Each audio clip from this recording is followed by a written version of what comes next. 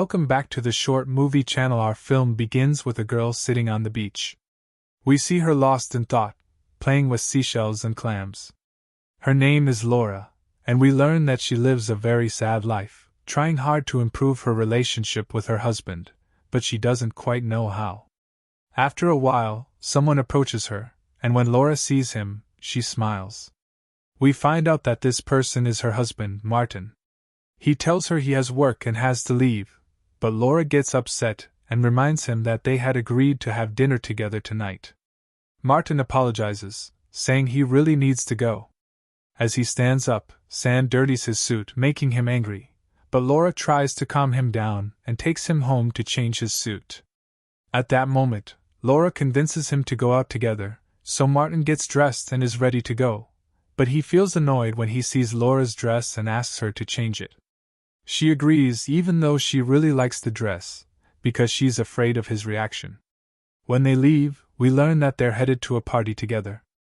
Laura arrives at the party feeling very happy, and after the party, they return home.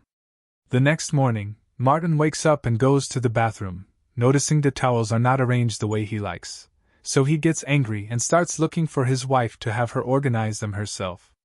At that moment, Laura nervously wanders around the house, worried that something might be out of place. Later, Martin leaves the house, and we find out they live on a small island in the sea. We see Martin going to his neighbor John, who is fixing his boat. Martin talks to John, introducing himself as an investor who's lived on the island for a long time, while John is a new resident and a psychiatrist. John invites Martin and Laura on a boat trip, but we discover that Laura has a phobia of the sea due to an incident when she almost drowned as a child. John doesn't understand how Martin, knowing her fear, could have his wife live on an island surrounded by the sea. When Martin returns home, he finds Laura waiting for him, but he surprises her by hitting her hard until she falls to the ground because he noticed her looking at their neighbor John from the balcony. After hitting her, he sits next to her, apologizes, and tells her they'll be going on the boat trip with John. However, she feels deeply saddened. Martin leaves her and goes out, and when he returns from work, he brings her flowers and a new dress to try to make it up to her, and she feels happy. During lunch, we see Laura and Martin eating together, and Laura asks Martin to let her work throughout the week. We learn that she works in a library, but she doesn't go every day. Martin agrees, but only for specific hours, explaining that he knows she loves reading but thinks that if she works daily, she won't keep up with her house duties, and it will affect her cooking like it did 2 days ago. She tells him that she never delayed his meals except for the day her mother died. Here, we sense that Martin keeps his wife in a constant state of fear because of his strange way of dealing with her. At night, we see Martin and his wife getting ready for the trip with their neighbor, John. They set out on the sea, but Laura is extremely anxious because she has a phobia of water. We find out she agreed to go only to please her husband. Suddenly, a strong storm hits, and the boat starts rocking heavily. Martin looks around for Laura and realizes she has fallen overboard. He sees she's disappeared, as she can't swim. John tries to find her but has no luck, so he calls for rescue. Several boats arrive to search, but there's no trace of her. They inform Martin that she's dead, even though they couldn't find her body. Later, we see Martin holding a funeral for his wife after he's convinced she's truly gone. But we learn that Laura had learned to swim, and she intentionally jumped from the boat, quickly swimming to shore. She enters her house, removes her wedding ring, and throws it in the bathroom, grabs a bag she had prepared before the trip with money and clothes. She wipes away any traces of water on the floor to avoid anyone finding out she had been there, then takes a bus and escapes to a new place. Laura rents a small house to live in and begins cleaning it, painting the walls herself, and placing things randomly so she won't be reminded of her old life with her husband and the way he organized everything. The next day, Laura hears a loud noise, looks out the window, and sees her neighbor singing while watering his garden, which is filled with fruit trees. That evening, she sneaks into his yard to take an apple, but he notices her and approaches, telling her what she did was wrong. She explains that she wanted to make an apple pie, leaves the apple on the ground, and returns home. A little while later, someone knocks on her door, and when she opens it, she finds her neighbor has brought her a bag full of apples and apologizes for his behavior. He invites her to have dinner with him, asking her to bring the apple pie she had planned to make. Laura makes the pie and goes to his house at the agreed time. When she arrives, she sees him struggling in the kitchen, unable to cook anything without burning it, which makes her laugh. They sit at the table to eat, and he introduces himself as Ben, a drama teacher at the Venice Academy. He starts asking her personal questions, but she's reluctant to answer. When he asks where she used to live before moving there, she doesn't respond and just tells him her name is Sarah. Ben notices a scar on her head and asks about it, but she tells him she doesn't want anyone knowing anything about her. He offers to help her find a job with a good salary, but Laura cuts him off, saying she doesn't need a job. The day ends, and afterward, we shift to Martin, who's sitting in his office when he receives a call from a friend of Laura's. She asks about how Laura died, and he tells her that she drowned in the sea. The friend is shocked and insists it's impossible for Laura to have died by drowning. Martin is puzzled, so she explains that Laura learned to swim with her when they were young, and she was the best on the team. Martin responds by saying that Laura had told him she had a fear of water. The friend clarifies that while Laura had that fear as a child, she overcame it and became an excellent swimmer. Martin is stunned by what he hears. He rushes home and starts searching through the house frantically, realizing that the friend had indeed been talking about Laura. He eventually finds her wedding ring thrown in the bathroom. Enraged, he becomes convinced that Laura is still alive.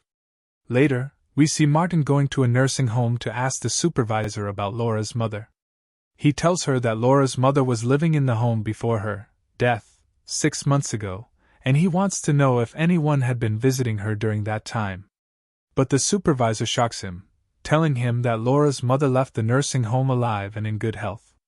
Martin is stunned and learns that Laura had taken her mother out, saying she was moving her to another care home.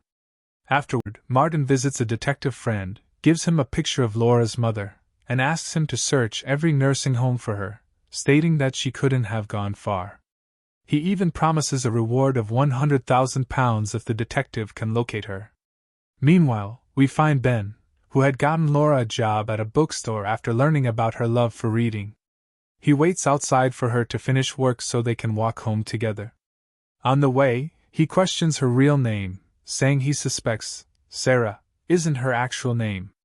He explains that he called her Sarah several times the day before, but she hadn't responded.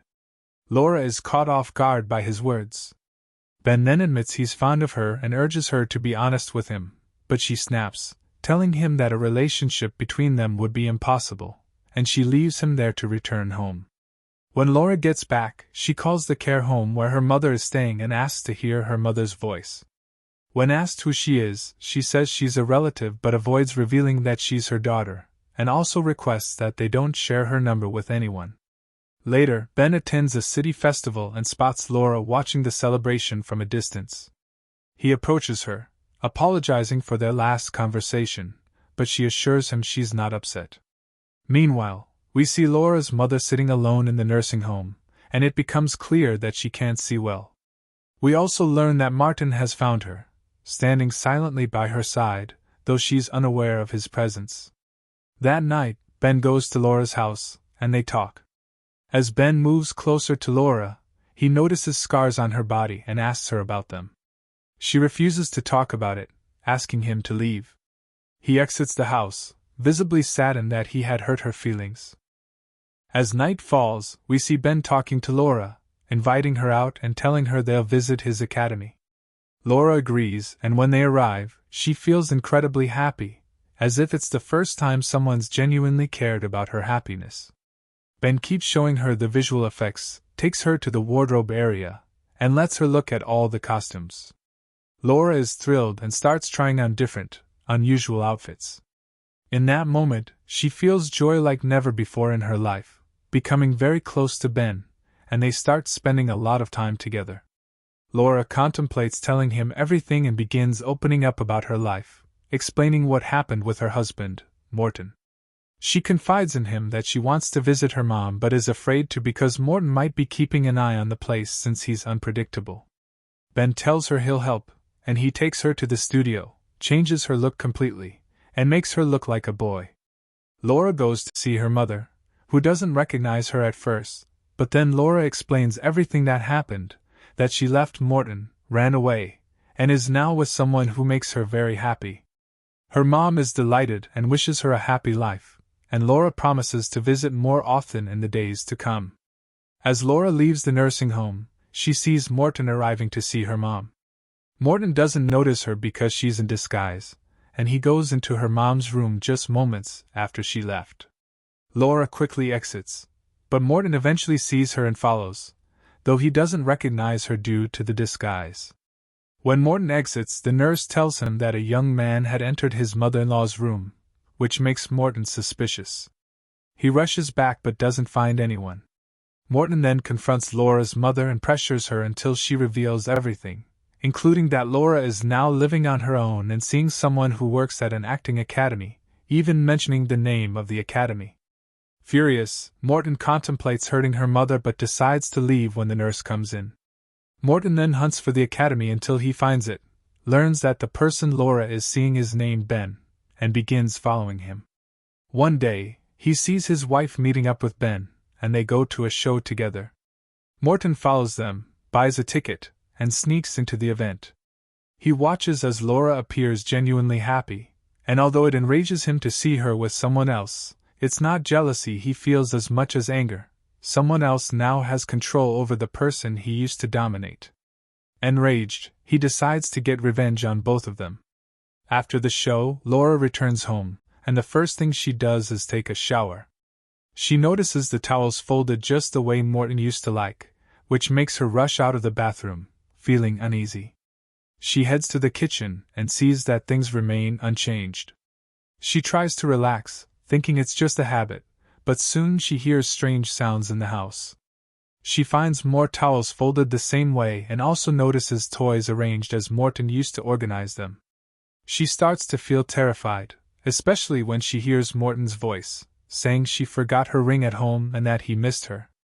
She's unable to turn around, and just then, Ben knocks on the door. Ben enters, but Morton pulls out a gun, threatening to kill her if she says anything. When Ben comes in, Morton insists on staying the night with her, but she tells him she's going to bed. Ben senses her fear, so he breaks down the door and confronts Morton, trying to fight him, but Morton overpowers him and knocks him out. Morton then tries to hit Laura, but she manages to grab the gun, shooting him. Yet the bullet doesn't hit him. Morton is shocked by her courage, as she had never been able to stand up to him before. Laura threatens to kill him if he approaches her, telling him she'll call the police to file a restraining order. Laura does call the police and tells them she shot someone who broke into her home. Morton steps closer to her, so she fires 2 bullets, and he falls to the floor. Laura sits beside him, in disbelief that she could actually do it, and she starts to cry from fear. Suddenly, Morton comes to, grabs the gun from her hand, points it at her, and tries to kill her, but the gun is empty. Morton writhes in pain until he dies. Laura runs to Ben, trying to revive him, grateful that she was able to get revenge on her husband for everything he did to her. And that's the end of today's movie. If you enjoyed today's movie, don't forget to like and subscribe to the channel.